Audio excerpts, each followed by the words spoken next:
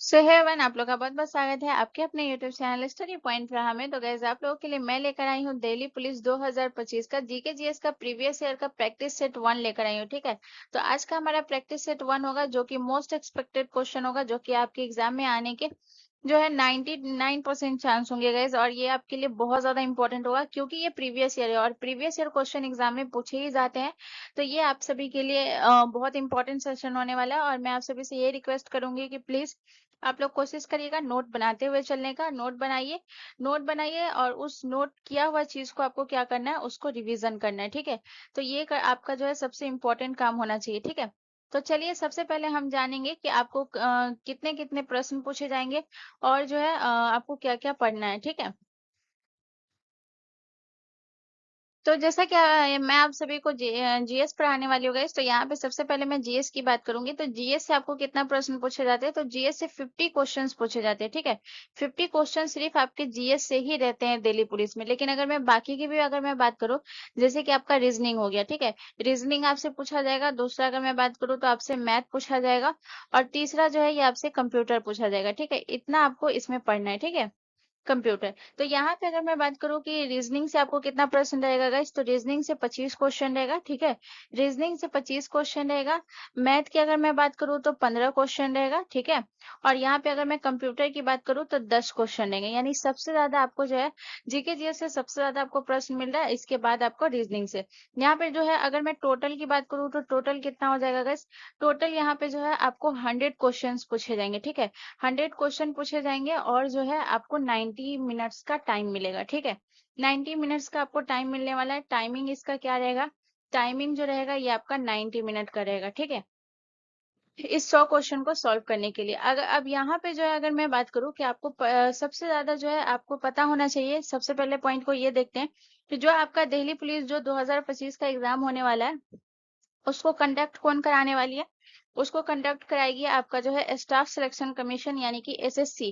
ठीक है, SSC exam को कंडक्ट कराने वाली है। ठीक है, तो एसएससी के तरफ से अगर मैं इसका जो जितना भी मैं देखी हूँ, जैसे कि अभी फिलहाल जैसे इसने जीडी वगैरह का एग्जाम लिया था, तो इसमें एसएससी में एक चीज मैंने बहुत कॉमन देखा है कि ये सबसे ज्यादा अपने टाइम में प्रश्न पूछता है।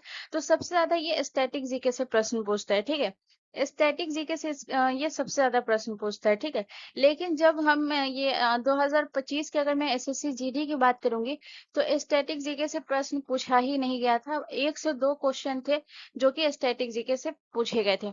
तो ये कभी मत सोच के चलिएगा कि आपको प्रश्न कहाँ से ज्यादा पूछ रहा है और हमें वही पढ़ना है। ठीक है ना, ये चीज नहीं सोचना है। ठीक है, यहाँ पे अगर मैं बात करूँ इसके बाद जो है करंट अफेयर, आपको हर सब्जेक्ट पे अपनी पकड़ बनानी है। ठीक है, कभी कभी कोई सब्जेक्ट ऐसा होता है जो हमें मतलब कि उतना पढ़ने में इंटरेस्टेड नहीं होता है या वो चीज हमें समझ नहीं आती है। लेकिन आपको कोशिश करना है कि हर सब्जेक्ट को समझने का और कोशिश करना है जितना ज्यादा हो सके अपनी चीजों को क्लियर आउट करने का। ठीक है, तो ये सारे आपको चीज पढ़ने पड़ेंगे। ठीक है, हिस्ट्री हो गया, फिर ठीक है ना, इसके बाद अगर मैं बात करूँ तो पॉलिटी हो गया, आपको पॉलिटी पढ़ना पड़ेगा। इसके बाद छठा में अगर मैं बात करूँ तो आपको ज्योग्राफी पढ़ना पड़ेगा, चाहे वो इंडियन हो या फिर वर्ल्ड हो। वर्ल्ड से बहुत कम क्वेश्चन आते हैं, सबसे ज्यादा इंडियन ज्योग्राफी से आते हैं। ठीक है, इसके अलावा आपका अगर मैं बात करूँ तो साइंस हो गया। ठीक है ना, साइंस में भी आपका जो है फिजिक्स केमिस्ट्री बायोलॉजी हो गया। तो ये सारे आपके सब्जेक्ट रहने वाले हैं, लेकिन मैं इसमें आपको ये नहीं बताऊंगी कि आपको जो है कौन सा क्वेश्चन ज्यादा कहाँ से पूछा जाता है, क्योंकि मेरा मानना ये है कि आपको हर सब्जेक्ट पे अच्छी पकड़ होनी चाहिए। कभी भी ये मान के नहीं चलना चाहिए कि यहाँ से ज्यादा प्रश्न पूछा है तो इस सब्जेक्ट को, बच्चे वही गलती करते हैं, उसको पढ़ लेते हैं और पता चलता है कि इस एग्जाम में सबसे कम प्रश्न जो है मान लेते हैं इकोनॉमिक्स से पूछा गया या हिस्ट्री से पूछा गया या स्टैटिक जीके, फिर वहां पे गड़बड़ हो जाता है। ठीक है ना, इसलिए अपने प्रिपरेशन को एकदम सटीक तरीके से लेकर चलिए और हर सब्जेक्ट पे पकड़ बनाने की कोशिश करिए। तो चलिए स्टार्ट करते हैं और आज हम अपने पहले क्वेश्चन की तरफ बढ़ते हैं। तो आज का हमारा पहला प्रश्न है, क्वेश्चन नंबर 1 है। क्वेश्चन नंबर 1 कह रहा है कि भारत का पड़ोसी देश नेपाल भारत के डैश में स्थित है। तो भारत का पड़ोसी देश नेपाल जो है वो भारत के डैश में स्थित है, यानी कि दक्षिण में स्थित है, उत्तर में स्थित है, पूर्व में स्थित है या फिर पश्चिम में स्थित है। तो अगर आप मैप में देखेंगे तो मैप में ये आपका जो है नीचे वाला आपका हो गया नॉर्थ, ऊपर वाला हो गया आपका नॉर्थ, इसके बाद जो है ये आपका हो गया साउथ, ये आपका हो गया वेस्ट एंड ये आपका हो गया ईस्ट। तो नेपाल आपका किस साइड पड़ता है? इस साइड पड़ता है, ठीक है। तो नेपाल आपका कौन साइड हो गया? नेपाल आपका हो गया गाइस उत्तर में, ठीक है। तो ऑप्शन बी हमारा करेक्ट आंसर हो जाएगा, उत्तर में, ठीक है। ऑप्शन बी हमारा करेक्ट आंसर हो जाएगा। अब यहाँ पे अगर मैं बात करूँ तो यहाँ पे मैं आपको ये भी बता देती हूँ कि कौन कौन सा जो है देश किस साइड। जैसे अगर मैं दक्षिण की बात करूँ, ठीक है, तो दक्षिण में आपका कौन सा हो जाएगा? श्रीलंका, ठीक है। श्रीलंका जो है ये आपको ध्यान रखना है, ये दक्षिण में है, ठीक है, भारत के दक्षिण में है। उत्तर की अगर मैं बात करूँ तो उत्तर में आपका जो है नेपाल और चीन है। नेपाल और चीन ये आपके जो है भारत के उत्तर में पड़ता है। पूर्व की अगर मैं बात करूँ तो याद रखिएगा पूर्व में जो है ये आपका बांग्लादेश हो गया, बांग्लादेश, ठीक है। और आपका कौन सा हो गया? म्यांमार, म्यांमार, ठीक है। इसके बाद जो है पश्चिम की अगर मैं बात करूँ गाइस तो पश्चिम में आपको कौन सा पड़ता है? तो पश्चिम में आपका पड़ता है गाइस तो पाकिस्तान, पाकिस्तान जो है ये पश्चिम में पड़ता है, ठीक है, पाकिस्तान,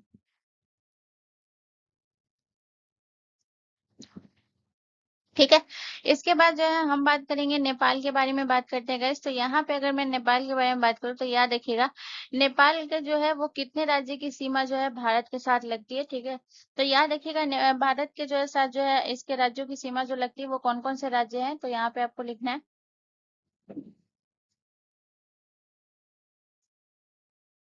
नेपाल की राज्यों से लगी सटे सीमा, ठीक है ना, ये लिख लीजिए पूरा, ताकि नोट बनाने में कंफ्यूजन ना हो कि मैंने यहाँ पे लिखा क्या था, ठीक है। तो लिख लीजिए नेपाल भारत के 5 राज्यों के साथ, 5 राज्यों के साथ सीमा साझा करता है, ठीक है। 5 राज्यों के साथ ये सीमा साझा करता है। तो 5 राज्य कौन कौन से है ये हम देखेंगे, ठीक है। तो पहला राज्य आपका हो गया उत्तर प्रदेश, उत्तर प्रदेश, ठीक है। इसके बाद जो है दूसरा कौन सा हो गया? दूसरा हो गया बिहार। इसके बाद अगर मैं तीसरा बात करूँ, तीसरा कौन सा हो गया? उत्तराखंड, उत्तराखंड। इसके बाद चौथा कौन सा राज्य हो गया? सिक्किम, सिक्किम। और इसके बाद अगर मैं पांचवा बात करूँ तो आपका कौन सा हो गया? पश्चिम बंगाल, पश्चिम बंगाल। तो ये हो गया, आपको ये पॉइंट याद रखना है। इसके बाद आपको याद रखना है guys, जो भी परीक्षा की दृष्टि से इंपॉर्टेंट है वो मैं लिखा रही हूँ। इसके बाद याद रखिएगा कि भारत की जो स्थलीय सीमा है वो कितने देशों के साथ लगती है, देशों के बारे में मैं बात कर रही हूँ, ठीक है ना। भारत की स्थलीय सीमा, भारत की स्थलीय, स्थलीय सीमाएं कितने देशों के साथ लगती है गाइस? तो याद रखिएगा 7 देशों के साथ, 7 देशों के साथ। अब इसमें से 7 देश कौन कौन से है गाइस? तो ये याद रखिएगा 7 देश की अगर मैं बात करूं तो जिसमें पहला हो गया पाकिस्तान, पाकिस्तान के साथ स्थलीय सीमा लगता है, पाकिस्तान। इसके बाद जो है चीन हो गया, ये भी स्थलीय सीमा लगेगा। नेपाल हो गया। इसके बाद अगर मैं बात करूं भूटान हो गया, ठीक है। इसके बाद अगर मैं बात करूं तो म्यांमार हो गया। इसके बाद अगर मैं बात करूं तो बांग्लादेश, बांग्लादेश। और फिर आपको याद रखना है अफगानिस्तान, अफगानिस्तान। तो ये टोटल 7 देशों के साथ जो है स्थलीय सीमा लगती है। पाकिस्तान 1, चीन 2, नेपाल 3, भूटान 4, म्यांमार 5, बांग्लादेश 6 और अफगानिस्तान 7। इसमें सबसे लंबी सीमा जो है ये किसके साथ लगती है? सबसे भारत की सबसे लंबी सीमा जो है ये बांग्लादेश के साथ लगती है, ठीक है ना। तो यहाँ पे लिख लीजिएगा सबसे लंबी सीमा, लंबी सीमा किसके साथ लगती है? बांग्लादेश के साथ। तो बांग्लादेश के साथ इसकी सीमा कितनी लगती है? तो 4096 किलोमीटर, 4096.7 किलोमीटर लगता है, ठीक है। तो ये याद रखिएगा, बहुत बार एग्जाम में पूछा गया, ठीक है। तो और इसके बाद जो है जगह नहीं है तो मैं क्या करूँ, यहाँ पे आप जलीय सीमा भी लिख लीजिएगा। जलीय सीमा दो देशों के साथ लगती है, एक श्रीलंका के साथ लगती है और दूसरा मालदीव के साथ लगती है, ठीक है। तो ये दो देशों के साथ जो है ये जलीय सीमा लगती है, ठीक है। चलिए नेक्स्ट क्वेश्चन की तरफ चलते हैं।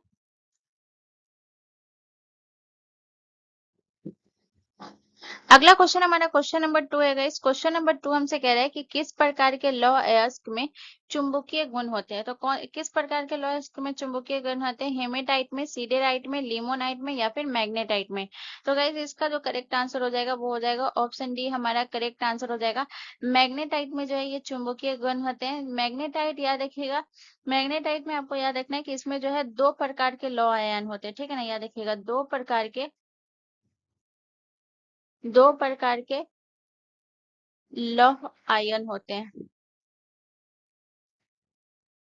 ठीक है। दो प्रकार के लौह आयन होते हैं जिसमें से आपको याद रखना है कौन कौन से दो प्रकार के लौह आयन होते हैं। तो पहला आपका हो गया गाइस, याद रखिएगा Fe2+ और Fe3+। और दूसरा कौन सा हो गया Fe3+, ठीक है। और याद रखिएगा मैग्नेटाइट जो होता है एक फेरोमैग्नेटिक खनिज है, ठीक है ना। मैग्नेटाइट जो है याद रखिएगा फेरो फेरोमैग्नेटिक फेरोमैग्नेटिक खनिज है। फेरोमैग्नेटिक का मतलब क्या होता है गाइस? तो फेरोमैग्नेटिक का मतलब होता है कि ये जो है चुंबक को क्या करता है, आकर्षित करता है, ठीक है ना। चुंबक को चुंबक को क्या करता है, आकर्षित करता है, आकर्षित करता है, आकर्षित करता है। और याद रखिएगा ये आकर्षित करता है और स्वयं भी क्या हो जाता है, चुंबकित हो जाता है, ठीक है ना। ये याद रखिएगा फेरोमैग्नेटिक का मतलब होता है चुंबक को आकर्षित करता है, ठीक है। तो ये हो गया मैग्नेटाइट के बारे में। अगर मैं इसके फॉर्मूले की बात करूं कि मैग्नेटाइट का सूत्र क्या होता है, सूत्र इसका रासायनिक सूत्र क्या होता है गाइस? तो Fe3O4, ये मैग्नेटाइट का सूत्र होता है, ठीक है। अब यहाँ पे अगर मैं बात करूँ गाइस तो ये आपको याद क्या रखना है, जैसे कि आपका अदर ऑप्शन भी दिया हुआ है। फिलहाल ये मैं इसका उत्पादन के बारे में भी बात करूंगी, लेकिन फिलहाल अगर मैं जो आपका जो बाकी ऑप्शन दिया हुआ है इसके बारे में बात कर लेती हूँ। जैसे कि आपका हेमेटाइट, सीडेराइट और लिम्नोनाइट हो गया। तो अगर मैं हेमेटाइट की बात करूँ गाइस तो इसमें जो है लौ की मात्रा कितना होता है हेमेटाइट में, जो है याद रखिएगा लौ की मात्रा के बारे में बात करिए, ठीक है ना। लौ की मात्रा जो है वो कितना होता है, 70% होता है, ठीक है। इसके बाद अगर मैं सीडे राइट की अगर मैं बात करूँ तो इसमें लौ की मात्रा कितनी होती है, तो सीडे राइट में जो है 45%, ठीक है। सीडे राइट में जो होता है ये 45% होता है। और वहीं अगर मैं बात करूँ गैस तो याद रखिएगा लिमोनाइट में जो है ये 40% होता है, ठीक है। 35 to 40% होता है। और मैग्नेटाइट में जो है ये आपका जो है 72 से 75% होता है, ठीक है ना। लौ की मात्रा यहाँ पे मैंने लिख भी दिया लौ की मात्रा, ठीक है। तो याद रखिएगा। अब यहाँ पे जो है मैं आपको बताऊंगी मैग्नेटाइट के जो है, यहाँ पे अगर मैं बात करूंगी तो इसके जो है हम बात करेंगे कि इसका जो है सर्वाधिक उत्पादक जो राज्य है वो कौन कौन सा है, यानी कि इसका जो है सर्वाधिक उत्पादन कहाँ होता है, सर्वाधिक उत्पादन। तो इसका सर्वाधिक उत्पादन सबसे ज्यादा होता है ओडिशा में, ओडिशा में होता है, ठीक है। इसके बाद अगर मैं बात करूँ तो छत्तीसगढ़ में होता है, छत्तीसगढ़ में, ठीक है। इसके बाद अगर मैं बात करूँ तो कर्नाटक में होता है। और फिर याद रखिएगा इसके बाद आपको याद रखना है झारखंड में। तो ये जो कुछ राज्य है जो सबसे ज्यादा जो है उत्पादन इसका यहाँ होता है। और इसके बाद जो है उपयोग की भी अगर मैं बात करूँ तो इसका जो है स्टील निर्माण में उपयोग होता है, ठीक है ना। और इलेक्ट्रॉनिक उपकरण वगैरह में भी इसका उपयोग किया जाता है, ठीक है। चलिए नेक्स्ट क्वेश्चन की तरफ। अगला क्वेश्चन हमारा क्वेश्चन नंबर 3 है गाइस। क्वेश्चन नंबर 3 हमसे कह रहा है कि ब्रेड, अनाज और पास्ता के समूह में कौन सा पोषक तत्व अच्छी मात्रा में पाया जाता है। तो ब्रेड, अनाज और पास्ता के समूह में जो है कौन सा पोषक तत्व, विटामिन सी, कैल्शियम, कार्बोहाइड्रेट या फिर आयरन। तो गाइस इसका जो करेक्ट आंसर हो जाएगा वो हो जाएगा ऑप्शन सी हमारा करेक्ट आंसर हो जाएगा कार्बोहाइड्रेट। तो कार्बोहाइड्रेट के बारे में हम बात करेंगे गाइस, तो याद रखिएगा कार्बोहाइड्रेट जो है ये शरीर को ऊर्जा प्रदान करने वाला पोषक तत्व कौन सा है। अगर आपसे प्रश्न पूछा जाए कि शरीर को, ठीक है ना, शरीर को ऊर्जा प्रदान करने वाला पोषक तत्व, ऊर्जा प्रदान करने वाला पोषक तत्व कौन सा है गाइस, तो याद रखिएगा ये कार्बोहाइड्रेट होता है। ठीक है, बहुत बार एग्जाम में ये पूछा भी गया हुआ है। इसके बाद अगर मैं बात करूँ गाइस, तो ये आपको याद रखना है कि ये जो है ये किससे मिलकर बने होते हैं गाइस, तो याद रखिएगा ये जो है carbon, carbon hydrogen, carbon hydrogen और ऑक्सीजन,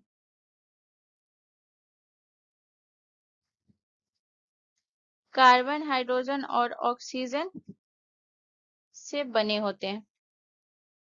ठीक है, तो ये भी आपको याद रखना है। इसके बाद अगर मैं बात करूँ गाइस, तो अगला पॉइंट आपको क्या याद रखना है कि 1 ग्राम कार्बोहाइड्रेट से जो है वो कितना ऊर्जा मिलता है, ये भी प्रश्न पूछा गया हुआ है। ठीक है ना, बहुत इंपॉर्टेंट ये क्वेश्चन है। ठीक है, 1 ग्राम कार्बो, ठीक है, कार्बोहाइड्रेट, 1 ग्राम कार्बोहाइड्रेट से लगभग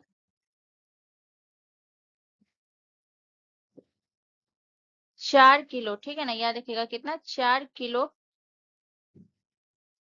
4 किलो कैलोरी, कैलोरी, ठीक है, कैलोरी ऊर्जा मिलती है।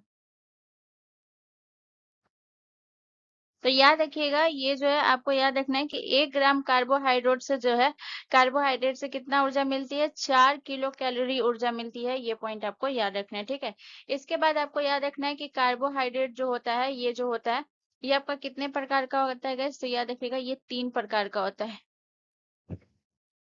3 प्रकार का होता है। ठीक है, तो इसके 3 प्रकार कौन कौन से है गाइस, तो पहला हो गया, कौन सा हो गया, पहला आपको याद रखना है मोनोसेक्राइड,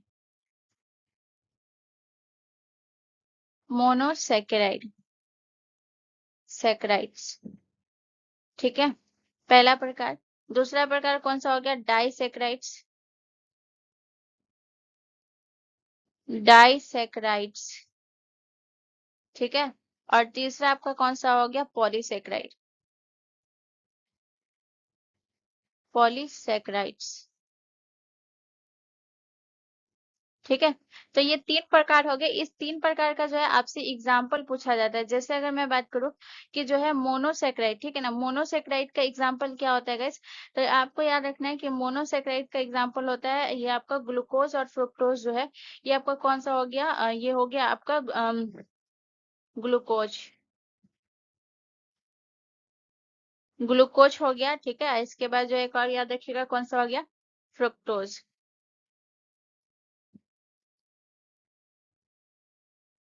जगह की वजह से मुझे ऐसा लिखना पड़ा है, ठीक है ना। तो ये जो है मोनोसेक्राइड का ऑप्शन हो गया। ठीक है, इसके बाद अगर मैं डाइसेक्राइड की बात करूँ, तो डाइसेक्राइड का कौन सा हो गया, ये हो गया आपका लैक्टोज, लैक्टोज जो है लैक्टोज डाइसेक्राइड का हो गया। ठीक है, इसके बाद याद रखिएगा सुक्रोज, और इसके बाद अगर मैं बात करूँ ये आपका पॉलीसेक्राइड, पॉलीसेक्राइड का हो गया आपका जो है सेल्यूलोज,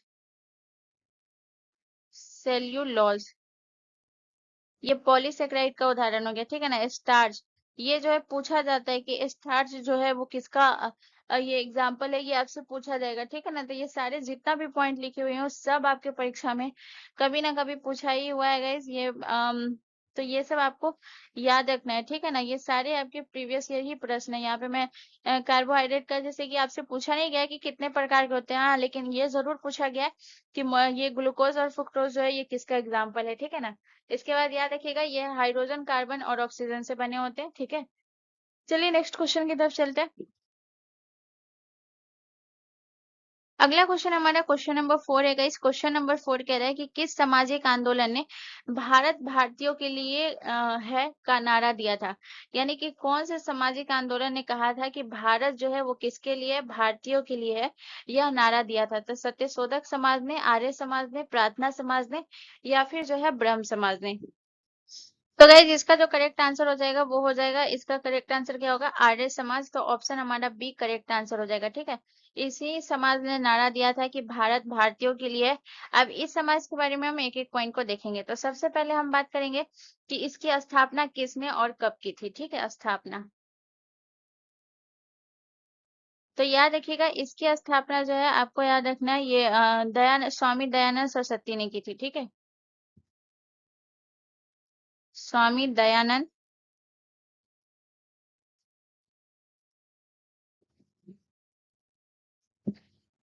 सरस्वती ने की थी, ठीक है। इसके बाद आपको याद रखना है कि इसकी स्थापना कब हुई थी गाइस। तो याद रखिएगा इसकी स्थापना जो है 10 अप्रैल 1875 को हुई थी। 10 अप्रैल 1875 को इसकी स्थापना हुई थी, ठीक है। इसके बाद आपको याद रखना है गाइस कि इसका इस समाज का जो है उद्देश्य क्या था, उद्देश्य, ठीक है। तो इस समाज का उद्देश्य था गाइस, याद रखिएगा, जो वेदों का जो है ना प्रचार और प्रसार करना, वेदों का प्रचार और प्रसार करना,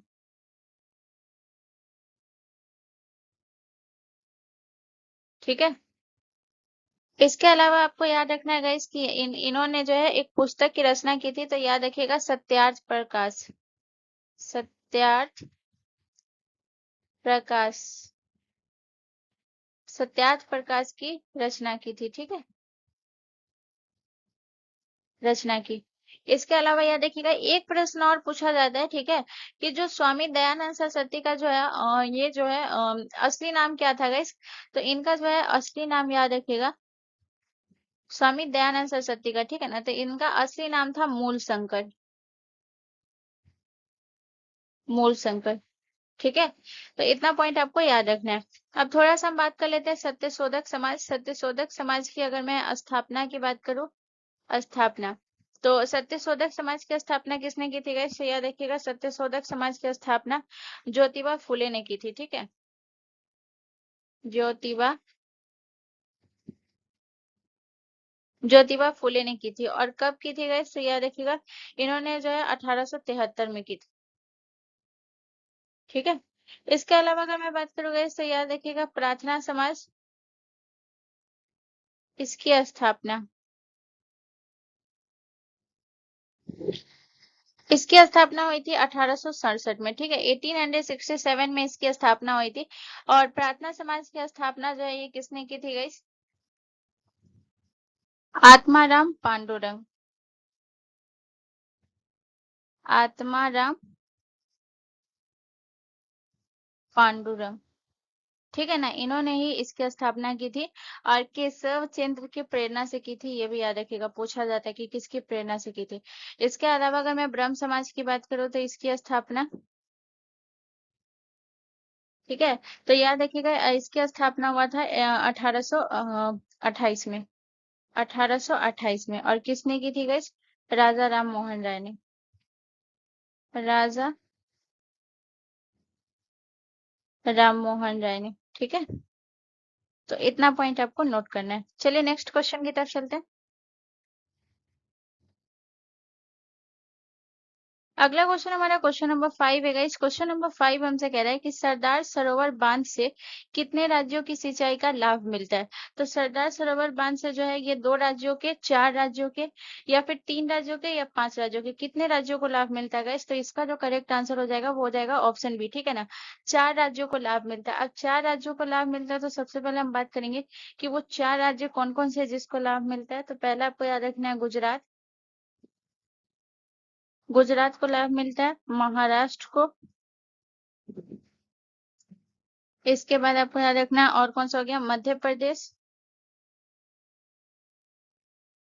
और राजस्थान।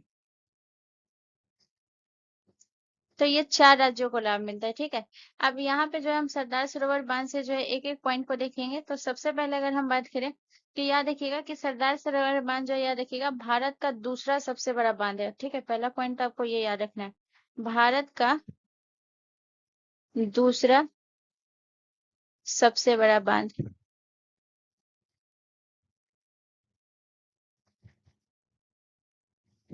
ठीक है। इसके बाद आपको याद रखना है कि ये जो है आपके कौन से नदी पर निर्मित है गाइस, तो याद रखिएगा ये जो है आपके जो है नर्मदा नदी पर निर्मित है, ठीक है ना। नर्मदा नदी पर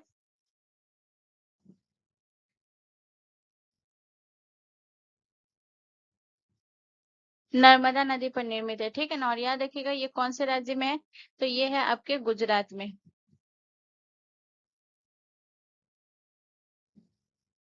गुजरात राज्य में है, ठीक है। इसके अलावा अगर हम बात करेंगे गाइस कि इस बांध की जो है लंबाई, इस बांध की लंबाई कितनी है गाइस, तो याद रखिएगा इस बांध की लंबाई है वो है 1210 मीटर। 1210 मीटर, ठीक है। और ऊंचाई भी याद रखिएगा, ऊंचाई, तो इसकी ऊंचाई कितनी है, तो याद रखिएगा इसकी ऊंचाई है 162 या 63 मीटर है, ठीक है ना। 63 मीटर लिख लीजिए, इसी के आसपास है, ठीक है। 62 या 63 मीटर होगा।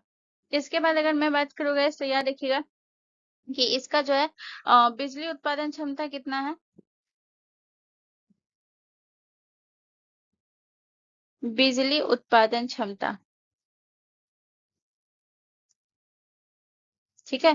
तो याद रखिएगा इसकी बिजली उत्पादन क्षमता है 200 मेगावाट। 200 मेगावाट, ठीक है। इसके बाद अगर मैं बात करूंगा तो ये आपको याद रखना है कि सरदार सरोवर बांध जो ये नाम रखा गया है ये किसकी प्रेरणा पे रखा गया है guys? तो याद रखिएगा सरदार वल्लभ भाई पटेल, ठीक है ना। वल्लभ भाई पटेल के नाम पर रखा गया, ठीक है। नाम पर रखा गया, तो इतना पॉइंट आपको याद रखना है, ठीक है। चलिए नेक्स्ट क्वेश्चन की तरफ।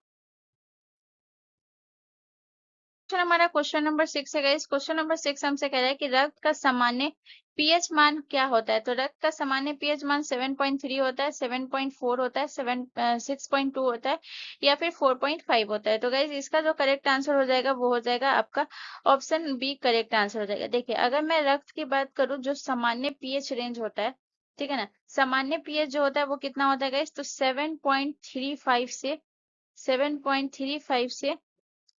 7.45 तक होता है, ठीक है। लेकिन अगर मैं औसत पीएच की बात करूं, ठीक है ना, औसत इसका पीएच कितना होता है, औसत पीएच, औसत पीएच कितना होता है 7.40 होता है, ठीक है ना। अगर मैं पीएच स्केल की बात करूं तो पीएच स्केल में जो है ये आपका जो है 7 पे जो होता है ये क्या होता है, 7 पे जो होता है ये उदासीन होता है, ठीक है ना। उदासीन होता है। और इससे इससे ये वाला जो है अम्लीय होता है, ठीक है, अम्लीय होता है। और साथ के बाद वाला जो होता है वो क्षारीय होता है। तो आप यहाँ से आप ये पता कर सकते हैं कि ये जो है आपका कौन सा हो गया, जो आपका जो रक्त होता है वो क्या होता है, थोड़ा क्षारीय होता है, ठीक है। इसके बाद जो हम थोड़ा सा हम रक्त के बारे में बात करेंगे, रक्त, ठीक है। तो थोड़ा इसके बारे में बात कर लेते हैं। तो कैसे याद रखिएगा ये जो है दो भागों में बटा होता है, ठीक है। दो भागों में,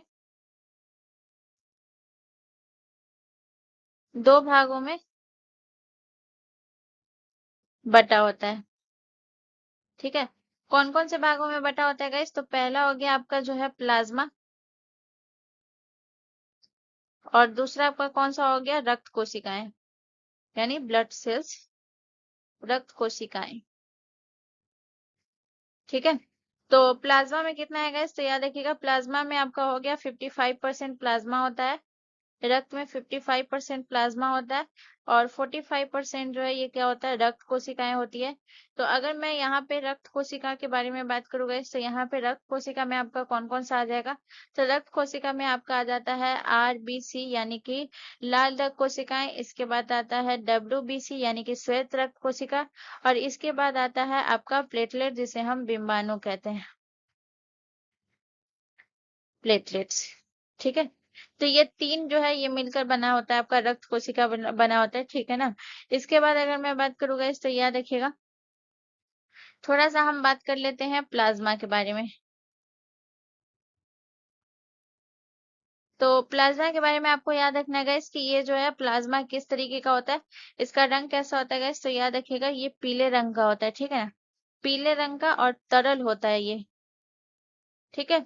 इसके बाद आपको याद रखना है कि प्लाज्मा में जो है आपको याद रखना है 90% पानी होता है। इसके बाद आपको याद रखना है आपका 6% जो है ये प्रोटीन होता है,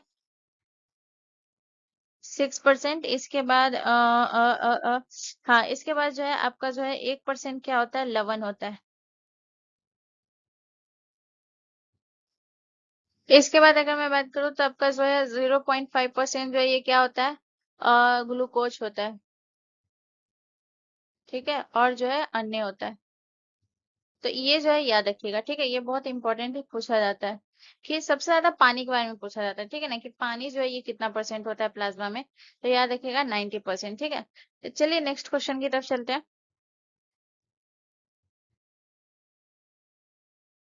अगला क्वेश्चन हमारा क्वेश्चन नंबर 7 है गाइस। क्वेश्चन नंबर 7 कह रहा है कि भारत के नियंत्रक एवं महालेखा परीक्षक के संदर्भ में निम्न में से कौन सा कथन असत्य है। तो भारत के नियंत्रक एवं महालेखा परीक्षक के संदर्भ में इन्हें जो है आपको बताना है कौन सा कथन जो है आपसे पूछ रहा है कि असत्य है, ठीक है ना, असत्य यानी सत्य नहीं है। तो पहला आपसे बोल रहा है कि जो है इन्हें सुप्रीम कोर्ट के जज के समक्ष जो है याद रखिएगा वेतन दिया जाता है। तो ये जो है करेक्ट होगा, ठीक है ना, हाँ सही है, इन्हें सुप्रीम कोर्ट के जज के जो है समक्ष जो है वेतन दिया जाता है, ठीक है। इसके बाद जो है दूसरा बोल रहा है कि जो है सेवा शर्तों में बदलाव नहीं किया जा सकता है। तो ये भी सही है कि इनके जो है सेवा शर्तों में जो है बदलाव नहीं किया जा सकता है, तो ये भी करेक्ट होगा। यह रिपोर्ट प्रधानमंत्री को सौंपती है, तो ये गलत होगा। यह रिपोर्ट का परीक्षण लोक लेखा समिति करती है, तो ये भी सही है। तो इसमें गलत कौन सा हो गया, ऑप्शन सी। तो अब ये गलत कैसे है, चलिए इसके बारे में देखते हैं। तो सबसे पहले अगर मैं नियंत्रक एवं महालेखा परीक्षक के बारे में बात करूंगा, तो याद रखिएगा कि ये जो है अपनी रिपोर्ट का जो है याद रखिएगा, ये जो है प्रधानमंत्री को नहीं, ये जो अपनी रिपोर्ट है राष्ट्रपति को सौंपता है, ठीक है ना। याद रखिएगा ये अपनी रिपोर्ट जो है ये किसको सौंपता है, रिपोर्ट राष्ट्रपति को सौंपता है,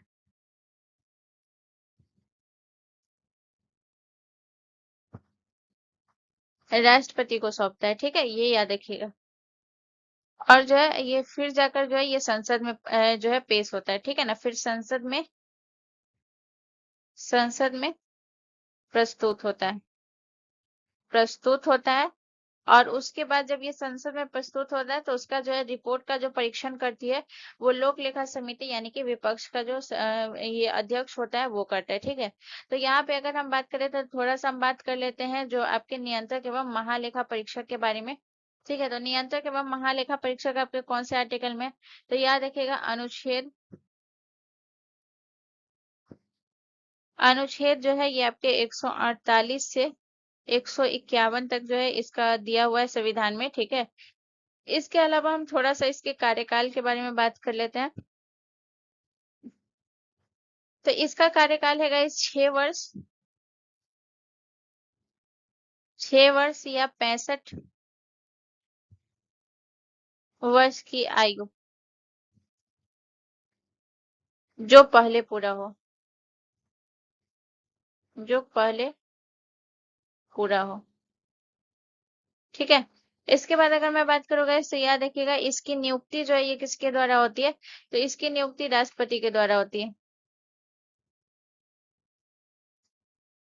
किसके द्वारा इसकी नियुक्ति होती है, राष्ट्रपति के द्वारा, राष्ट्रपति द्वारा, ठीक है। इसके बाद अगर मैं बात करूँ गाइस तो ये आपको याद रखना है कि जो है मैं पूछा जाता है कि इनका जो है पहले पहले जो है भारत के नियंत्रक एवं महालेखा परीक्षक कौन है, यानी कि वर्तमान में जो है कैग कौन है, ठीक है ना, पहले, पहले भी मैं बताऊंगी और वर्तमान में भी बताऊंगी। पहले सीएजी लिख लीजिए, ठीक है ना, पहले सीएजी,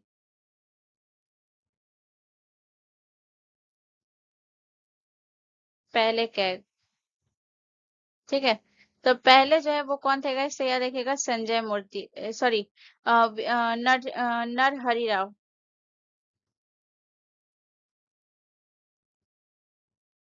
ठीक है।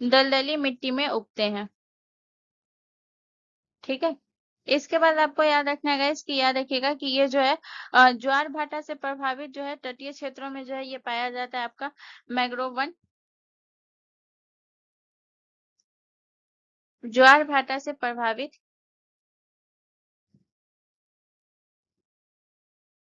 ज्वार भाटा से प्रभावित, प्रभावित, ठीक है ना, ज्वार भाटा से प्रभावित तटीय क्षेत्रों में। ठीक है। इसके बाद आपको याद रखना है इसकी याद रखिएगा कि इसे जो है इसे ज्वारीय वन या फिर जो है इसे दलदली वन भी कहते हैं। ठीक है ना। तो मैंग्रोव वन को जो याद रखिएगा इसे ज्वारीय वन, ज्वारीय वन या दलदली वन कहते हैं, दलदली वन कहते हैं। ठीक है। इसके बाद आपको याद रखना है कि जो है मैंग्रोव ये जो है सुंदरवन डेल्टा जो याद रखिएगा दुनिया का सबसे बड़ा मैंग्रोव वन है। ठीक है ना। सुंदरवन डेल्टा,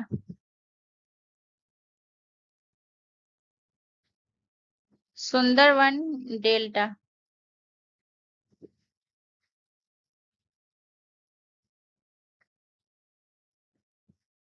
सुंदरवन डेल्टा दुनिया का सबसे बड़ा,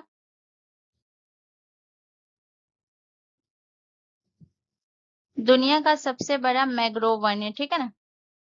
मैंग्रोव वन है। पूछा जाता है कि दुनिया का सबसे बड़ा मैंग्रोव वन कौन सा है, तो याद रखिएगा सुंदर डेल्टा। और सुंदर डेल्टा आपका कहाँ आएगा, तो याद रखिएगा ये आपका जो है पश्चिम बंगाल में। सुंदरवन डेल्टा आपका कहाँ आएगा, तो याद रखिएगा पश्चिम बंगाल में। ठीक है।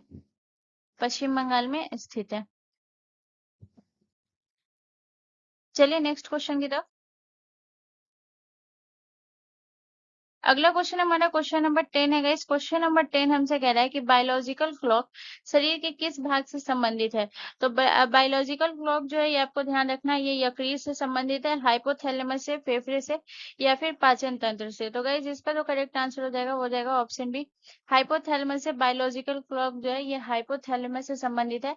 बायोलॉजिकल क्लॉक मतलब क्या होता है, जैविक घड़ी।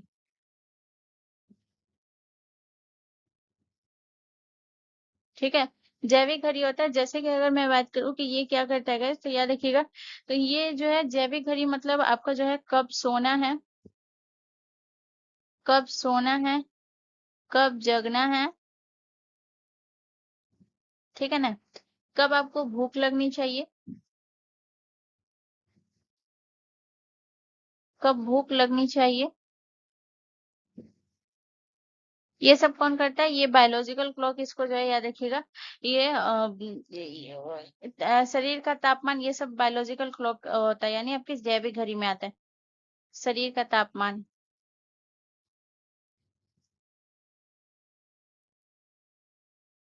ठीक है। इसके बाद अगर मैं बात करूं कि ये जो है आपका जो है हाइपोथैलेमस में जो है स्थित होता है। ठीक है ना। याद रखिएगा हाइपोथैलेमस जो है याद रखिएगा ये कौन से आकार का होता है। तो यहाँ पे हम थोड़ा सा हाइपोथैलेमस के बारे में बात करेंगे। तो याद रखिएगा ये जो है बादाम के आकार का होता है, बादाम के आकार का होता है। इसके बाद आपको याद रखना है कि ये जो है ये कहाँ होता है गाइस, स्थित कहाँ होता है। तो ये स्थित कहाँ होता है गाइस, तो याद रखिएगा ये जो है थैलेमस के नीचे, थैलेमस के नीचे और पिट्यूटरी ग्रंथि के ऊपर स्थित होता है। पिट्यूटरी ग्रंथि के ऊपर स्थित होता है। ठीक है। तो ये आपको याद रखना है। ठीक है। इसके बाद जो याद रखिएगा ये जो है हाइपोथैलेमस का काम क्या होता है। हाइपोथैलेमस का काम होता है शरीर के तापमान को नियंत्रित करना, भूख और प्यास को नियंत्रित करना, नींद और जागने का चक्र, वही जो है आपका ये जो है आपका बायोलॉजिकल क्लॉक होता है जो इसको ये नियंत्रित करता है। ठीक है ना। हाइपोथैलेमस नियंत्रित करता है। ठीक है ना। चलिए अब हम नेक्स्ट क्वेश्चन की तरफ चलते हैं।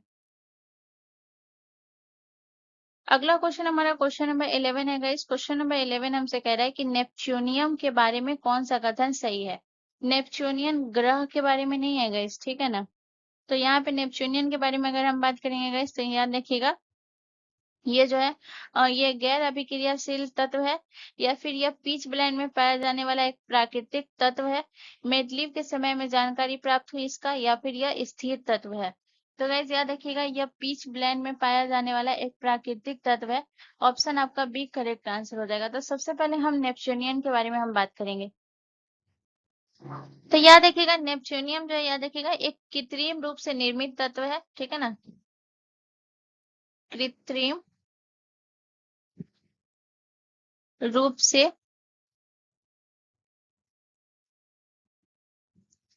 निर्मित तत्व है, ठीक है ना। इसके बाद आपको क्या याद रखना है, इसके बाद आपको याद रखना है कि ये जो नेपच्यूनियम जो याद रखिएगा यूरेनियम पे जो है ये जो है प्राप्त कैसे हुआ है। तो याद रखिएगा यूरेनियम पे जो है न्यूट्रॉन की बमबारी करके, ठीक है ना। यूरेनियम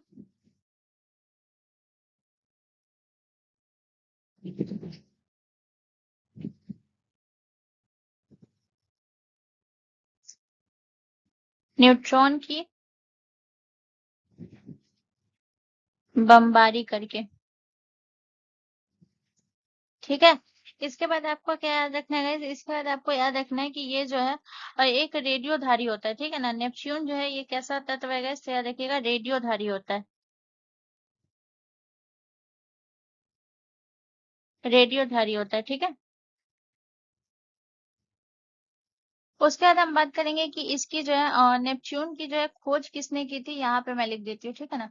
नेपच्यून की खोज, ठीक है। तो याद रखिएगा नेपच्यून की खोज जो की थी वो एडविन मैकमिलन ने की थी, ठीक है ना। एडविन मैकमिलन ने की थी, एडविन मैकमिलन ने की थी गाइस। और याद रखिएगा एडविन मैकमिलन जो है आपको याद रखना है कि इसके लिए जो है इस खोज के लिए जो है इन्हें नोबेल पुरस्कार भी मिला था 1951 में, ठीक है। इसे याद रखिएगा 1951 में, 1951 में जो है नोबेल पुरस्कार मिला,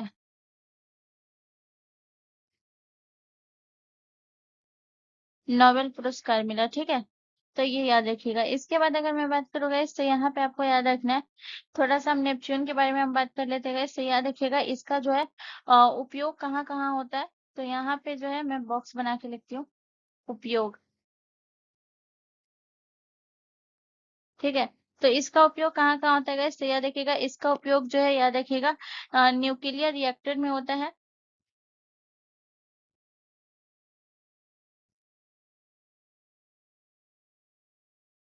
न्यूक्लियर रिएक्टर में होता है। इसके बाद अगर मैं बात करूँ तो इसका जो है न्यूट्रॉन डिटेक्टर में होता है,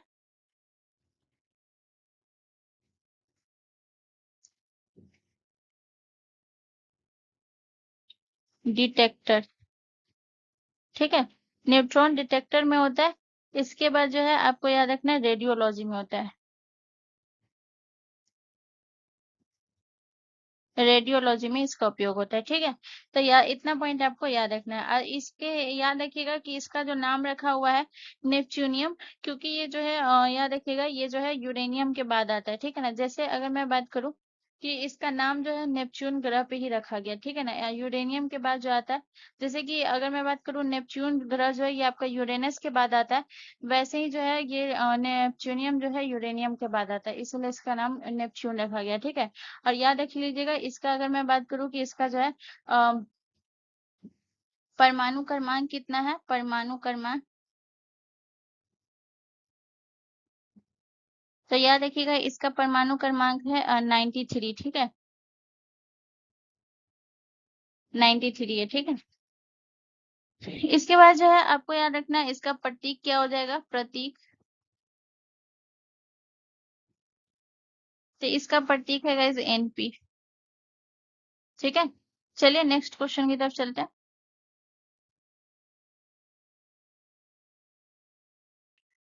अगला क्वेश्चन हमारा क्वेश्चन नंबर 12 है गाइस। क्वेश्चन नंबर 12 कह रहा है कि कौन सा पदार्थ सामान्य तापमान पर द्रव अवस्था में होता है। तो कौन सा तापमान जो है ये सामान्य तापमान पर जो है द्रव अवस्था में होता है। मरकरी, सोडियम, लिथियम या फिर पोटेशियम। तो गाइस इसका जो करेक्ट आंसर हो जाएगा वो हो जाएगा ऑप्शन ए हमारा करेक्ट आंसर हो जाएगा, यानी कि पारा जो होता है ये हमारा सामान्य ताप पर जो है ये द्रव अवस्था में होता है। ठीक है ना। याद रखिएगा ये एकमात्र ऐसा धातु है। ठीक है ना। याद रख लीजिएगा एकमात्र धातु है जो, याद रखिएगा, कमरे के ताप पर जो है द्रव अवस्था में होता है। ठीक है ना। याद रखिएगा। और ये इसके बाद अगर मैं बात करूँ तो ये आपको याद रखना है कि जो पारा जो होता है इसका रासायनिक प्रतीक क्या होता है। मरकरी, जिसे हम पारा ही बोलते हैं। ठीक है ना। रासायनिक,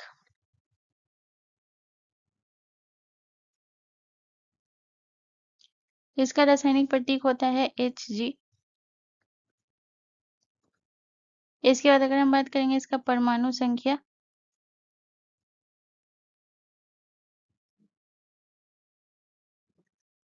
इसका परमाणु संख्या होता है 80। ठीक है। और याद रखिएगा ये जो है आपका एक जो है पारा जो होता है एक संक्रमण धातु होता है। संक्रमण धातु। ठीक है। संक्रमण धातु होता है, यानी कि जो है ये जो है ये बहुत ज्यादा विषैला होता है। इसके संपर्क में आने से जो है ये किसको नुकसान करता है guys? ये बहुत ज्यादा नुकसान पहुंचाता है। तो ये भी पूछा जाता है कि पारा जो है ये किसको सबसे ज्यादा नुकसान पहुंचाता है guys? तो याद रखिएगा ये नुकसान पहुंचाता है तंत्रिका तंत्र को, तंत्रिका तंत्र को। इसके अलावा गुर्दों को। इसके अलावा आपको याद रखना है फेफड़ों को। ठीक है। ये बहुत ज़्यादा नुकसान पहुँचाता है। इसके अलावा अगर हम बात करें गाइस तो ये आपको याद रखना है कि ये जो पारा जो है याद रखिएगा आवर्त सारणी के जो है कौन से ब्लॉक में आता है। तो याद रखिएगा आवर्त सारणी के डी ब्लॉक में आता है। आवर्त सारणी के कौन से ब्लॉक में? डी ब्लॉक में आता है। डी ब्लॉक में आता है। ठीक है। इसके बाद अगर हम बात करेंगे कि इसका जो है उपयोग कहाँ कहाँ होता है। उपयोग, तो याद रखिएगा इसका उपयोग होता है थर्मामीटर में, थर्मामीटर में। इसके बाद याद रखिएगा बैरोमीटर में, बैरोमीटर में। इसके बाद आपको याद रखना और किसमें होता है परमाणु घड़ी में।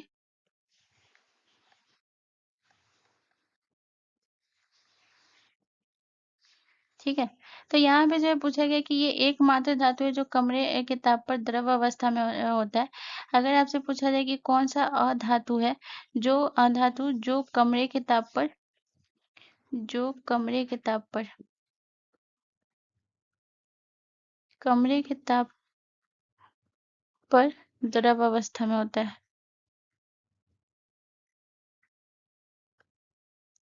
द्रव अवस्था में होता है। तो कमरे के ताप पर द्रव अवस्था में कौन सा धातु होता है? होता है ब्रोमीन। ब्रोमीन एकमात्र धातु है जो कमरे के ताप पर जो है द्रव अवस्था में होता है, और इसका रंग जो है लाल और भूरा होता है। रंग कैसा होता है? रंग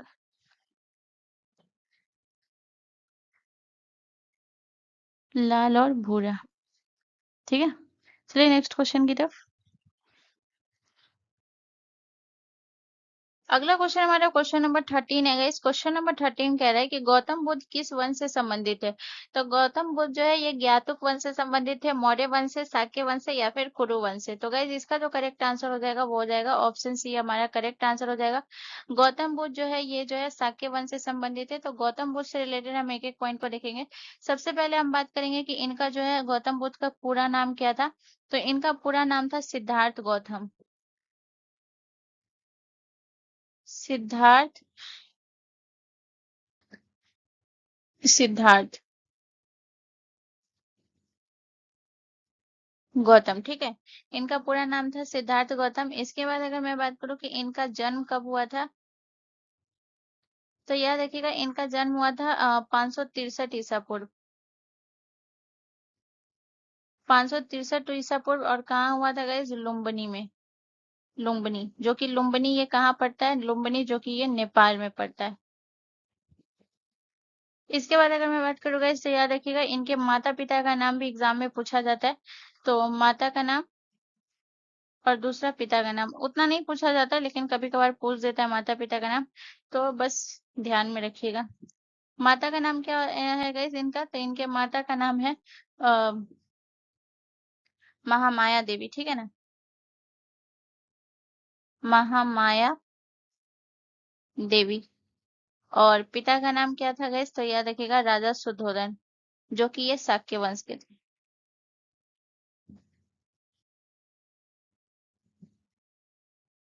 ठीक है। इसके बाद अगर मैं बात करूँ गाइस, तो यहाँ पे आपको याद रखना है कि जो है गौतम बुद्ध के कुछ जगह के बारे में हम बात करेंगे जो उनके लिए बहुत ज्यादा इंपॉर्टेंट है। जैसे सबसे इंपॉर्टेंट अगर मैं बात करूँ, बोध गया, बिहार का जो बोध गया है, ठीक है ना? तो बोध गया में इनको क्या हुआ था गाइस? तो याद रखिएगा बोध गया में इनको ज्ञान की प्राप्ति हुई थी, ज्ञान की प्राप्ति हुई थी। इसके बाद आपको याद रखना है इनको सारनाथ, ठीक है? तो सारनाथ ये जगह याद रखिएगा, सारनाथ में जो है प्रथम उपदेश इन्होंने दिया था, प्रथम उपदेश, उपदेश दिया था। इसके बाद जो है याद रखिएगा कुशीनगर, नहीं एक और याद रख लीजिएगा, श्रावस्ती, श्रावस्ती, श्रावस्ती में जो है इन्होंने सर्वाधिक उपदेश दिए थे, सर्वाधिक उपदेश। तो पूछा जाता है, हमेशा ही पूछा जाता है एग्जाम में कि सर्वाधिक उपदेश जो इन्होंने कहाँ दिया था? श्रावस्ती में, ठीक है? इसके बाद आपको याद रखना है एक और जगह याद रख लीजिएगा, कौन सा? जो है कुशीनगर, कुशीनगर। तो कुशीनगर में इनकी क्या हो गई थी? मृत्यु, ठीक है? जो महापरिनिर्वाण कहा जाता है। तो इसके बाद जो है यहाँ पे आपको याद रखना है, इसके बाद जो है गौतम बुद्ध के बारे में आपको क्या याद रखना है कि गौतम बुद्ध को जो है ये क्या कहा जाता है? लाइट ऑफ एशिया, यानी कि एशिया का ज्योतिपुंज, एशिया का ज्योति, एशिया का ज्योतिपुंज, इस जिसे क्या कहा जाता है? Light of Asia, light of Asia कहा जाता है, ठीक है? चलिए नेक्स्ट क्वेश्चन की तरफ। अगला क्वेश्चन हमारा क्वेश्चन नंबर 14 है गाइस। क्वेश्चन नंबर 14 हमसे कह रहा है कि भारत में पहली बाघ परियोजना किस राष्ट्रीय उद्यान में लागू की गई थी? तो पहली बाघ परियोजना जो है ये कौन से राष्ट्रीय उद्यान में लागू हुई थी? दुधवा राष्ट्रीय उद्यान, कान्हा राष्ट्रीय उद्यान, जिम कार्बोनेट राष्ट्रीय उद्यान या फिर सुंदरवन राष्ट्रीय उद्यान? तो गाइस इसका जो करेक्ट आंसर हो जाएगा वो हो जाएगा ऑप्शन सी, हमारा करेक्ट आंसर हो जाएगा। जो पहली बार जो है बाघ परियोजना जो शुरू हुआ था, वो हुआ था आपका कहाँ गए? तो याद रखिएगा ये हुआ था जिम कार्बोनेट राष्ट्रीय उद्यान में, ठीक है ना? अगर मैं बात करूँ बाघ परियोजना, ठीक है ना, बाघ परियोजना, तो बाघ परियोजना के बारे में आपको याद रखना है कि बाघ परियोजना की जो है शुरुआत कब हुई थी, ठीक है? तो ये आपको याद रखना है कि बाघ परियोजना की शुरुआत हुई थी 1 अप्रैल 1973 को शुरुआत हुई थी, ठीक है ना? और इसका जो है बाघ परियोजना का जो है उद्देश्य क्या था गाइस? उद्देश्य, तो याद रखिएगा इसका उद्देश्य था जो है बाघों की घटती संख्या को रोकना, बाघों के घटती संख्या को रोकना,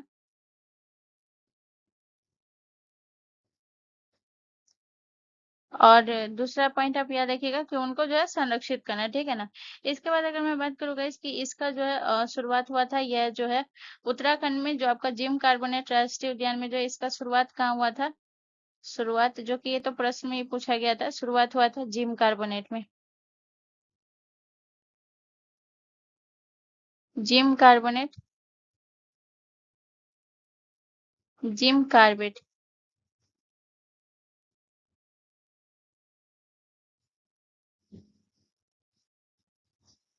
जिम कॉर्बेट राष्ट्रीय उद्यान में, ठीक है? राष्ट्रीय उद्यान। अब इसके बारे में हम बात करेंगे गाइस। तो सबसे पहले अगर हम बात करें गाइस जिम कार्बोनेट राष्ट्रीय उद्यान के बारे में, तो इसके बारे में आपको याद रखना ये कहाँ है गाइस। तो याद रखिएगा ये है उत्तराखंड में। उत्तराखंड में, और उत्तराखंड के कौन से गाइस, तो उत्तराखंड के नैनीताल में। ठीक है। इसके बाद आपको याद रखना है कि इसका जो है स्थापना कब हुआ था। स्थापना, तो इसका स्थापना हुआ था 1936 में। ठीक है। इसके बाद याद रखिएगा इसका जो है पुराना नाम क्या था, पुराना नाम, पुराना नाम। तो याद रखिएगा इसका पुराना नाम था हैली नेशनल पार्क। ठीक है ना, हैली नेशनल पार्क, ये इसका पुराना नाम था। ठीक है। और उसके बाद याद रखिएगा कि ये किसके नाम पे रखा गया है, ये जो है याद रखिएगा। तो इसके बाद आपको याद रखना ये जो है जेम्स एडवर्ड कार्बेट के नाम पर रखा गया है। जेम्स एडवर्ड कार्बेट के नाम पर रखा गया है। ठीक है। इसके बाद अगर मैं बात करूँ गाइस, तो याद रखिएगा ये जो है आपके भारत का पहला राष्ट्रीय उद्यान है। भारत का पहला राष्ट्रीय उद्यान, या फिर अगर आपसे पूछे कि भारत का सबसे पुराना राष्ट्रीय उद्यान कौन सा है, तो आंसर यही होगा। ठीक है। चलिए नेक्स्ट क्वेश्चन की तरफ। अगला क्वेश्चन हमारा क्वेश्चन नंबर 15 है गाइस। क्वेश्चन नंबर 15 कह रहा है कि पश्चिमी घाट से निकलकर अरब सागर में गिरने वाली नदियां डेल्टा का निर्माण क्यों नहीं करती है। तो पश्चिम घाट से निकलकर जो है अरब सागर में गिरने वाली नदियां जो है डेल्टा का निर्माण क्यों नहीं करती। उच्च ढलान के कारण, इनकी गति अत्यधिक मंद होती है, या फिर ये नियतवाही नदियां नहीं होती है, या फिर ये वनस्पति नहीं, यहाँ वनस्पति नहीं है। तो गाइज ये उच्च ढलानों के कारण जो है ये डेल्टा नहीं बनाती है। ठीक है ना, ऑप्शन ए हमारा करेक्ट आंसर हो जाएगा। तो इसको हम समझते हैं, जैसे अगर मैं बात करूँ गाइस, तो याद रखिएगा जो पश्चिमी घाट की जो पश्चिमी घाट होता है गाइस, याद रखिएगा ये जो है ये थोड़ा ऊंचा पर्वतीय क्षेत्र होता है। ठीक है ना। तो यहाँ से जो निकलने वाली जो नदियां होती हैं गाइस, याद रखिएगा वो जो है बहुत ज्यादा ऊंचाई से जो है वो सीधे नीचे गिरती है। ठीक है ना। और ऊंचाई से नीचे गिरती है, जिसकी वजह से जो है ये देखिएगा इसकी जो ढाल जो है, ये जो है इस नदियों की ढाल जो है ये क्या होती है, बहुत अधिक हो जाती है। ठीक है ना। तो यहाँ पे आपको याद रखना है, सबसे पहले अगर हम बात करें तो ये जो है डेल्टा नहीं बनाने का कारण क्या क्या है, डेल्टा का निर्माण क्यों नहीं करती है। तो पहला कारण है उच्च ढलान के कारण।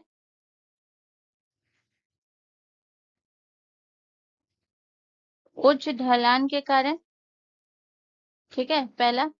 और दूसरा कारण क्या है, दूसरा कारण है कम तलछट के कारण। कम तलछट के कारण। इसका तीसरा कारण क्या है, तो याद रखिएगा तेज बहाव के कारण। ठीक है ना। इसके बाद अगर मैं बात करूँ गाइस, तो याद रखिएगा डेल्टा बनाने के लिए जो है ये सबसे ज्यादा जरूरी क्या होता है, डेल्टा जो नदी बनाती है, जैसे आपका गंगा ब्रह्मपुत्र नदी, ये सब जो डेल्टा बनाती है, तो डेल्टा बनाने के लिए जो है याद रखिएगा समतल भूमि होना चाहिए। ठीक है, समतल भूमि होना चाहिए। इसके बाद जो है धीमी गति होनी चाहिए, नदियों की धीमी गति होनी चाहिए। और इसके बाद जो है गाद जमाने का समय चाहिए। ठीक है ना। धीमी गति होगी तो गाद खुद ब खुद जम जाएगा। ठीक है। तब जाकर जो है ये नदियाँ डेल्टा बनाती है। ठीक है ना। अगर जैसे अगर मैं बात करूँ कि जो है आपके जो है बहुत ज्यादा ऊंचाई से, यानी कि जो आपके अरब सागर से जो निकलने वाली नदियां होती है, अरब सागर से जो निकलने वाली नदियां होती है वो कौन कौन सी होती है। तो ये आपका शरावती हो गया, ये शरावती हो गया, नर्मदा हो गया, इसके बाद मांडवी नदी हो गया, मांडवी नदी हो गया। इसके बाद अगर मैं बात करूँ आपका जो है जुआरी नदी हो गया। ये सारी आपके पश्चिम की तरफ से निकलती है। ठीक है ना। और ये सब डेल्टा नहीं बनाती है। अगर मैं बात करूँ कि डेल्टा आपकी कौन कौन सी नदी बनाती है, तो डेल्टा जो है गंगा ब्रह्मपुत्र नदी, गंगा हो गया, ब्रह्मपुत्र हो गया, ये सारी नदी जो है डेल्टा बनाती है। ठीक है। चलिए नेक्स्ट क्वेश्चन की तरफ। अगला क्वेश्चन हमारा क्वेश्चन नंबर 16 है गाइस। क्वेश्चन नंबर 16 कह रहा है कि मंत्री परिषद सामूहिक रूप से किसके प्रति उत्तरदायी होते हैं। तो सामूहिक रूप से किसके प्रति? राष्ट्रपति के प्रति, लोकसभा के प्रति, राज्यसभा के प्रति या फिर संसद के प्रति। तो गाइस बहुत लोगों को लगता है कि मंत्री परिषद जो है सामूहिक रूप से राष्ट्रपति के प्रति उत्तरदायी होते हैं, बट गलत आंसर है। आंसर इसका करेक्ट आंसर हो जाएगा लोकसभा के प्रति उत्तरदायी होते हैं, ठीक है ना। और ये किस आर्टिकल में? तो यहाँ पे आपको याद रखना है कि जो आपका अनुच्छेद 75 है, अनुच्छेद 75 क्या कहता है? अनुच्छेद 75। तो अनुच्छेद 75 क्या कहता है कि अगर जो है, याद रखिएगा, मंत्री परिषद जो है ये सामूहिक रूप से किसके प्रति होगा? मंत्री परिषद सामूहिक रूप से लोकसभा के प्रति उत्तरदायित्व होंगे, ये जो है अनुच्छेद 75 कहता है, ठीक है ना। इसका मतलब क्या होता है ये मैं आपको समझाती हूँ, ठीक है ना। इसका मतलब ये होता है कि अगर लोकसभा में जो है मंत्री परिषद का बहुमत नहीं रहता है तो उन्हें त्यागपत्र देना होगा, ठीक है ना। अगर लोकसभा में मंत्री परिषद का बहुमत बहुमत नहीं होता है तो उन्हें त्यागपत्र देना पड़ता है। त्यागपत्र देना पड़ेगा, ठीक है। पहला कारण तो ये है, ठीक है, पहला कारण तो ये है। दूसरा कारण और याद रखिएगा, दूसरा कारण एक और है कि अगर अविश्वास प्रस्ताव होता है वो अगर पारित हो जाता है, अविश्वास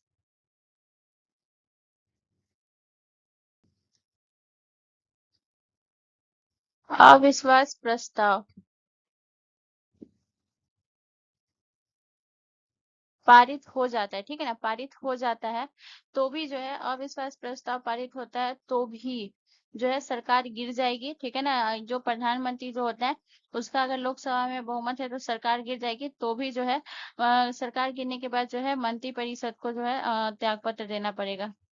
मंत्री परिषद को त्यागपत्र देना पड़ेगा, ठीक है। ये कौन सा अनुच्छेद कहता है? अनुच्छेद 75 कहता है, ठीक है। चलिए नेक्स्ट क्वेश्चन की तरफ।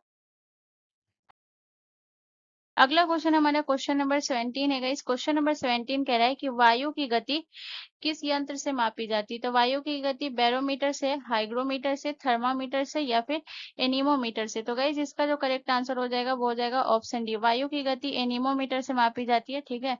एनीमोमीटर का अगर मैं बात करूं कि इसका जो है आविष्कार किसने किया था? आविष्कार, तो याद रखिएगा इसका आविष्कार किया था लियोन लियोन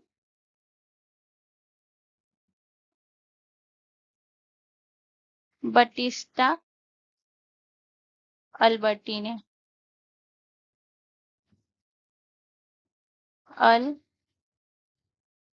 अल्बर्टी ने, ठीक है, अल्बर्टी ने।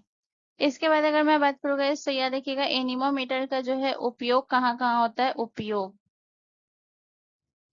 तो पहला तो है वायु की गति मापने के लिए, यानी कि अगर मैं बात करूँ तो वायु की गति मापने के लिए तो इसका जो है मौसम विभाग में इसका उपयोग होगा, ठीक है। इसके बाद अगर मैं बात करूँ तो इसका उपयोग जो होता है वो हवाई अड्डों पर होता है, हवाई अड्डे पर। और इसके बाद आपको याद रखना है पवन ऊर्जा संयंत्र में इसका उपयोग होता है, पवन ऊर्जा संयंत्र में, ठीक है। अब थोड़ा सा हम बात कर लेते हैं बैरोमीटर। बैरोमीटर में पढ़ा चुकी हूँ, इससे क्या होता है? तो बैरोमीटर से जो है ज्यादा रखिएगा वायु दाब मापा जाता है, वायु दाब मापा जाता है। इसके बाद अगर मैं बात करूँ हाइग्रोमीटर, हाइग्रोमीटर से जो है वायुमंडलीय आर्द्रता मापी जाती है, वायुमंडलीय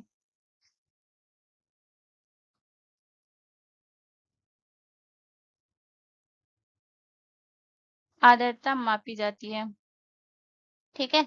इसके बाद अगर मैं बात करूँ थर्मामीटर से, तो थर्मामीटर से तापमान मापा जाता है, तापमान मापा जाता है। चलिए नेक्स्ट क्वेश्चन की तरफ। अगला क्वेश्चन हमारा क्वेश्चन नंबर 18 है गाइस। क्वेश्चन नंबर 18 कह रहा है कि जब सफेद प्रकाश प्रिज्म से पारित होता है तो वो कितने रंगों में विभाजित हो जाता है। तो गाइस जब सफेद प्रकाश होता है, जब वो प्रिज्म से पारित होता है तो 7 रंगों में विभाजित हो जाता है, ठीक है ना। ऑप्शन बी हमारा करेक्ट आंसर हो जाएगा। 7 रंगों में कौन कौन सा रंग, तो इसका जो है ना ट्रिक है, ठीक है ना। 7 रंगों का ट्रिक क्या है, VIBGYOR, इसका ट्रिक है। जिसमें आपका जो है वी से क्या होता है, आपका वॉयलेट, यानी कि वी से आपका हो गया बैंगनी, ठीक है ना। बैंगनी यानी कि आपका हो गया वॉयलेट। इसके बाद जो है बैंगनी हो गया, नीला हो गया, इसके बाद आसमानी हो गया, आसमानी हो गया, इसके बाद हरा हो गया, पीला हो गया। 7 कलर में विभाजित होती है, ठीक है ना। पीला हो गया और नारंगी हो गया और लाल हो गया, ठीक है। यानी कि वी से वॉयलेट, आई से जो है आपका इंडिगो हो गया, उसके बाद बी से आपका कौन सा हो गया, बी से आपका ब्लू हो गया, जी से ग्रीन हो गया, वाई से येलो हो गया, ओ से ऑरेंज हो गया, एंड आर से आपका रेड हो गया। ये जो है ट्रिक होता है, ठीक है ना। इसके बाद यहाँ पे नीला और आसमानी में कंफ्यूज ना हो, इसलिए मैं इसे लिख देती हूँ इंडिगो। इंडिगो हो गया, ब्लू हो गया, और यहाँ पे तो ग्रीन, येलो, ऑरेंज और रेड, तो ये आपको पता होगा, ठीक है। तो ये 7 रंगों में विभाजित हो जाती है, ठीक है। चलिए नेक्स्ट क्वेश्चन की तरफ। अगला क्वेश्चन हमारा क्वेश्चन नंबर 19 है गाइस। क्वेश्चन नंबर 19 कह रहा है कि निम्नलिखित में से किस राज्य में सत्रिया नृत्य शैली प्रसिद्ध है। तो तमिलनाडु में, पंजाब में, असम में या हिमाचल प्रदेश में। तो गाइस इसका जो करेक्ट आंसर हो जाएगा वो हो जाएगा ऑप्शन डी हमारा करेक्ट आंसर हो जाएगा। सत्रिया जो है ये असम में प्रसिद्ध है। इसके बाद अगर मैं बात करूँ गाइस तो याद रखिएगा सत्रिया नृत्य के जो है संस्थापक कौन है, संस्थापक। तो याद रखिएगा सत्रिया नृत्य के संस्थापक हैं श्रीमत शंकरदेव, श्रीमत श्रीमत शंकरदेव, ठीक है। इसके बाद अगर मैं बात करूँ गाइस तो याद रखिएगा ये सत्रिया नृत्य जो है, याद रखिएगा ये आपका शास्त्रीय नृत्य है जो कि ये असम का है। और याद रखिएगा इसे जो है दूसरा पॉइंट याद रखिएगा कि 2000 को जो है संगीत नाटक अकादमी ने जो है इसे भारतीय शास्त्रीय संगीत का जो है दर्जा दिया था, ठीक है। शास्त्रीय नृत्य रूपों में मान्यता दी थी 2000 को, मान्यता मिला था 2000 को मान्यता मिला। और किसके द्वारा गए, तो संगीत नाटक अकादमी के द्वारा,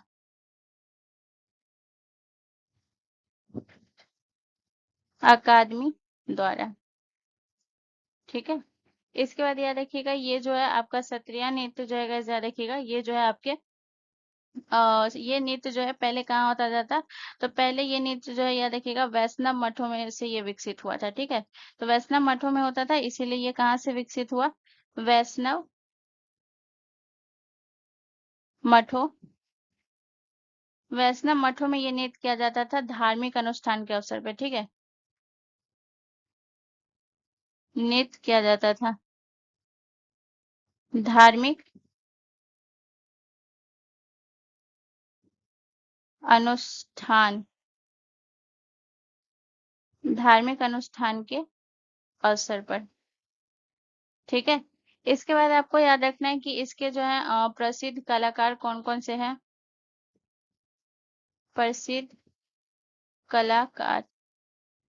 तो इन या इसके प्रसिद्ध कलाकार कौन से हैं, तो श्रीमत शंकरदेव तो है ही है। इसके अलावा आपको याद रखना कौन सा हो गया, प्रदीप चलिहा, प्रदीप चलिहा। इसके बाद आपको याद रखना है जीतन गोस्वामी, जीतन गोस्वामी।